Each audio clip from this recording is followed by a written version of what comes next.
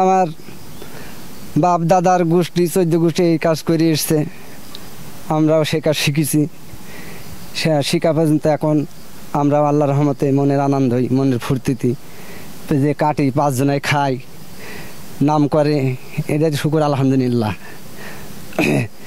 এখন এই জিনিসটা যে প্রতিষ্ঠান তৈরি হয়েছে, গাছের মাথায় রস গুড় পাটালি, এটা আল্লাহ যে কোনে কেটে দিয়েছে, গোড়া কাটলো তো হয়তো, গোড়াই তো আল্লাহ দিননি, যে গাছের মাথা তাই সেই ছিলে পরিষ্কার করিয়ে পরিচ্ছন্নতভাবে সেইভাবে যেন সারা দেশের লোক এই দেখে শুনে আমাদের এই জায়গাটায় আসে, 5 দিন আনন্দ উল্লাস করি, সেইভাবে যেন নিয়ে যায়।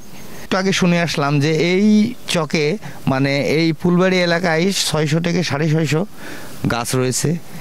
এই গাছে তাদেরকে এইখানে যে গাছুলিরা আসছে গাছ কাটতে, রস সংগ্রহ করতে, তারা চুয়াডাঙ্গা থেকে আসছেন।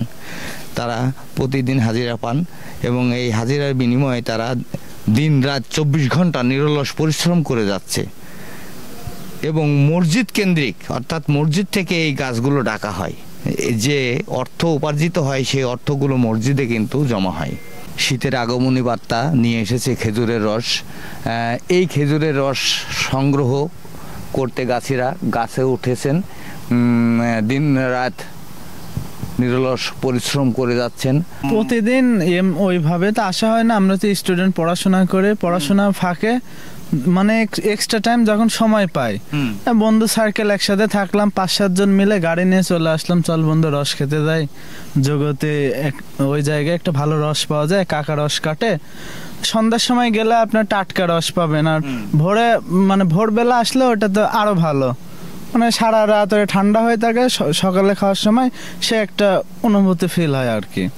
এই জন্য আসি, সপ্তাহে 2-3 দিন আসি, মাসেও আসি, অনেক ফ্রেন্ড সার্কেল নিয়ে আসি, আবার ওদেরকে দাওয়াত দিই, চল বন্ধু রস খেতে যাই। শীতের রস জানেনই তো, এই জন্য রাত্রেবেলা রস পাওয়া যায় না, আসি সন্ধ্যার পরে তো ভিড় জমে যায়, আমরা দেখি। হ্যাঁ, ভিড় জমে যায়। সন্ধ্যার রস মিষ্টি হয়, সকালবেলা শীতের রস একটু পাঞ্চে হয়, সকালবেলা যা খুলে নিয়ে গুড় জ্বালানো হয়, আরে সন্ধ্যাকার রস মানসি খাই। আপনি কোথা থেকে এসেছেন? আমরা জীবননগর থানা থেকে। জীবননগর থানা থেকে আসছেন? হ্যাঁ, চুয়াডাঙ্গা জেলা। মাজায় দড়ি না বেঁধে কিন্তু উনি উঠে যাচ্ছেন। তিনি রস পারবেন এখন। আল্লাহর নিয়ামত, এগুলোকে বলা হয় আল্লাহর নিয়ামত, খেজুরের গাছ থেকে খেজুরের রস। আমরা প্রতি বছরই এটা দেখে আসছি।